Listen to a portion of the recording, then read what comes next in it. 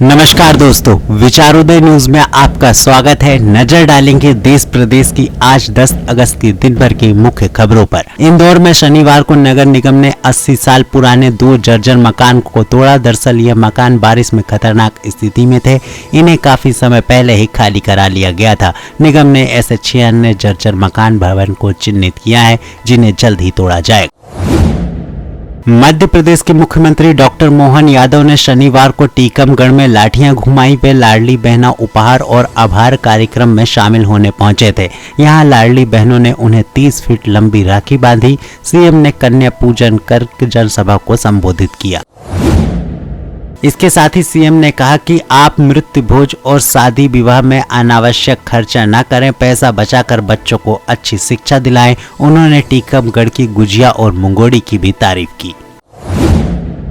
CM आज लाडली बहनों के खाते में 1500 रुपए और गैस सिलेंडर के लिए 450 रुपए सिंगल क्लिक के माध्यम से करेंगे ट्रांसफर। रक्षाबंधन के चलते इस बार महिलाओं के खातों में 250 रुपए अतिरिक्त डाले जाएंगे। कार्यक्रम में टीकमगढ़ की करीब 25,000 से ज्यादा लाडली बहनें शामिल हुई थी। रीवा जिले के तमरा गांव में टैंक में डूबने से 3 सगी बहनों की हुई मौत। तीनों बहनें शुक्रवार शाम को नाग पंचमी की पूजा के लिए उतरी थी टैंक में। इस दौरान हादसा हुआ। ग्रामीणों ने तीनों के शव को बाहर निकाला।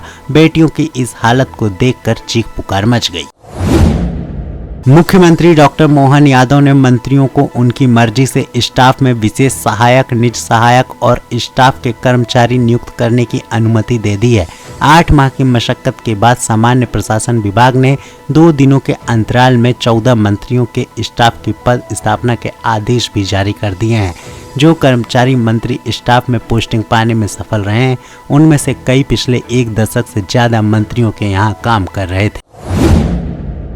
जबलपुर के कांग्रेस और भाजपा के 2 विधायक इन दिनों अखाड़े में लाठी घुमाने से चर्चा में हैं। 5 दिन पहले पूर्व मंत्री पाटन विधानसभा क्षेत्र से भाजपा विधायक अजय विश्नोई ने एक मंदिर में लाठी घुमाई थी। नाग पंचमी पर जबलपुर में पूर्व मंत्री और कांग्रेस विधायक ने भी अखाड़े में दम दिखाया। इस मौके पर उन्होंने जमकर लाठी घुमाई।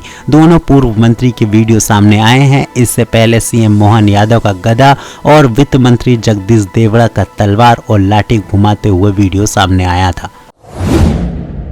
न्यूजीलैंड से भारत लौटे पंडित धीरेन्द्र शास्त्री ने शुक्रवार को वीडियो जारी कर कहा कि बांग्लादेश से जो भी खबरें आ रही हैं कि हिंदुओं के मंदिरों में आक्रमण हो रहे हैं और आग लगाई जा रही है, हमारा मन बहुत दुखी हुआ। भारत सरकार ने कदम उठाया। बहुत संख्या में हिंदू भारत आना शुरू हुए हैं। इसके लिए धन्यवाद। लेकिन हमारी प्रार्थना है भारत सरकार से कि जितने भी हिंदू बांग्लादेश में फंसे हैं, जो भी आना चाहें, उन्हें शरण दी जाए।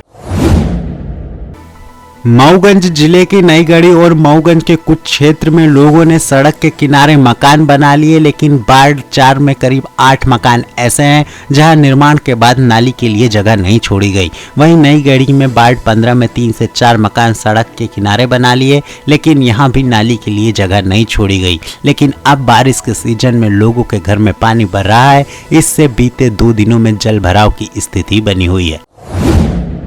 उज्जैन के सेठी नगर के समीप रहने वाले रिटायर्ड बैंक अधिकारी को सीबीआई अफसर बनकर 2 दिन तक डिजिटल अरेस्ट कर बदमाशों ने बुजुर्ग दंपत्ति की जीवन भर की कमाई 50,71,000 रुपए ऑनलाइन ट्रांसफर करवा ली। धोखाधड़ी का शक होने पर डरे सहमे बुजुर्ग ने माधवनगर थाने में FIR दर्ज कराई। नाग पंचमी पर्व पर शुक्रवार को उज्जैन कोठी रोड पर काले रंग के कपड़ों में बड़ी संख्या में बुजुर्ग, महिलाएं, पुरुष और बच्चे दिखाई दिए। सभी नागों को दूध मत पिलाओ का संदेश देते हुए नागिन की धुन पर थिरकने लगे, जिससे देखने के लिए कोठी रोड से गुजरने वाले लोगों की भीड़ लग गई। विक्रम विश्वविद्यालय के फार्मेसी अध्ययनशाला में बी फार्मा और डिप्लोमा पाठ्यक्रम के लिए 31 जुलाई तक जो प्रवेश आवेदन ऑनलाइन जमा हुए हैं, उन्हीं आवेदनों को मेरिट सूची में शामिल किया जाएगा। 31 जुलाई के बाद आने वाले आवेदन नहीं लिए जाएंगे। अंतिम तिथि के बाद आवेदन करने वाले विद्यार्थी अपने आवेदन शुल्क के लिए रिफंड की मांग कर सकते हैं। बांग्लादेश में सुप्रीम कोर्ट के चीफ जस्टिस अब्दुल्ला हसन ने इस्तीफा देने की घोषणा की है। उनके इस्तीफे की मांग को लेकर प्रदर्शनकारी छात्रों ने शनिवार सुबह सुप्रीम कोर्ट को घेर लिया। प्रदर्शनकारी बड़ी तादाद में वहां इकट्ठा हुए। गाजा के दराज इलाके में एक स्कूल पर शनिवार सुबह हमला हुआ। इसमें 100 से ज्यादा लोगों के मारे जाने की खबर है। अल जजीरा के मुताबिक मरने वालों में महिलाएं, बच्चे और बुजुर्ग शामिल हैं। इस स्कूल में कई लोगों ने शरण ले रखी है। सुबह की नमाज पढ़ने के दौरान यह हमला हुआ। स्थानीय लोगों के मुताबिक एक के बाद एक 3 रॉकेट स्कूल पर गिरे, इससे वहां पर आग लग गई। उत्तर प्रदेश में तेज बारिश के कारण 5 जिलों में बाढ़ जैसे हालात हैं। बलिया, वाराणसी में गंगा खतरे के निशान से ऊपर बह रही है। वाराणसी में आज दूसरे दिन भी 85 घाटों पर नाव चल रही हैं। इन घाटों के किनारे 500 से ज्यादा मंदिर भी गंगा में डूब गए हैं। प्रयागराज में गंगा और यमुना नदी का पानी 1200 से ज्यादा घरों में घुस चुका है, तो वहीं शहर में करीब 5 लाख से ज्यादा लोग बाढ़ से प्रभावित है।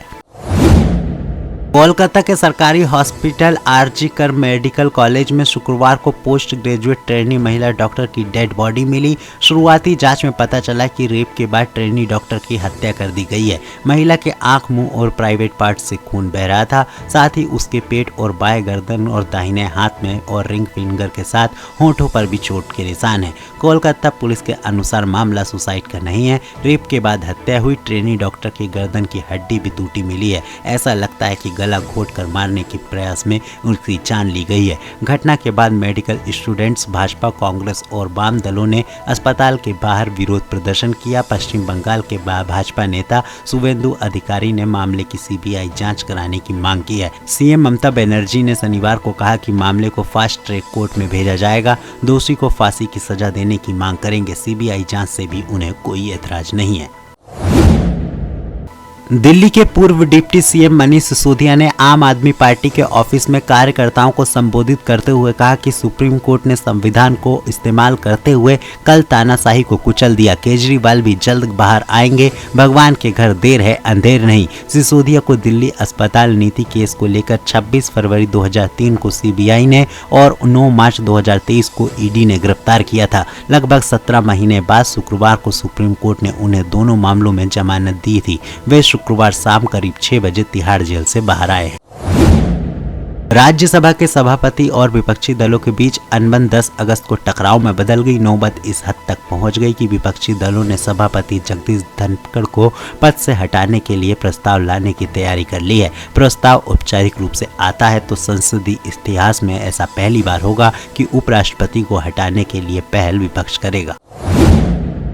केंद्रीय कैबिनेट ने शुक्रवार यानी कि 9 अगस्त को प्रधानमंत्री आवास योजना शहरी 2.0 योजना को मंजूरी दे दी है। योजना के तहत 3,60,000 करोड़ रुपए की लागत से 3 करोड़ घर बनेंगे। वहीं कनेक्टिविटी में सुधार करने के लिए 8 रेलवे परियोजनाओं को मंजूरी दी गई है। सूचना और प्रसारण मंत्री अश्विनी वैष्णव ने कैबिनेट में लिए फैसलों पर की जानकारी दी। हिंदुस्तान कॉपर लिमिटेड ने 150 से ज्यादा पदों पर भर्ती निकाली है। इस भर्ती के लिए उम्मीदवार ऑफिशियल वेबसाइट hindustancopper.com पर जाकर आवेदन कर सकते हैं। एजुकेशन क्वालिफिकेशन के लिए इसमें मान्यता प्राप्त बोर्ड से 10वीं व 12वीं के साथ ही उम्मीदवारों के पास ITI का सर्टिफिकेट भी होना चाहिए। अनुसूचित जाति और जनजातियों के आरक्षण में क्रीमी लेयर लागू नहीं होगी। प्रधानमंत्री मोदी ने शुक्रवार को संसद भवन में उनसे मिलने आए 100 दलित सांसदों को यह आश्वासन दिया। वहीं देर शाम केंद्र ने इसकी घोषणा भी कर दी। सुप्रीम कोर्ट के जस्टिस BR गवई ने 1 अगस्त को यह टिप्पणी की थी कि SC/ST में भी क्रीमी लेयर लागू होने पर विचार करना चाहिए। इसे लेकर दलित सांसदों ने PM से मिलकर अपनी चिंता जताई थी। यूपी के बरेली में सीरियल साइको किलर पकड़ा गया है। पूछताछ में उसने बताया कि हाँ, मैंने 6 महिलाओं को मारा है। महिलाओं का गला दबाकर मारता था। जाते समय उनके पास से निशानी के तौर पर गहने ले जाता था। किलर नवाबगंज का रहने वाला है। दरअसल 13 महीने के भीतर एक ही पैटर्न में बरेली में लगभग 11 महिलाओं की हत्या हुई है। हत्या का पैटर्न एक जैसा ही था। ये मर्डर केस अब तक सॉल्व नहीं हुए थे। पुलिस ने मामले को सीरियल किलिंग के एंगल से देखा। 3 दिन पहले पुलिस ने 3 स्केच जारी किए थे। इसके बाद पुलिस को कई फोन आए और मुखबिर के कंफर्मेशन के बाद एक किलर को गिरफ्तार कर लिया गया है। पुलिस ने बताया कि पकड़े गए शख्स का नाम कुलदीप है और वह साइको किलर है। अभी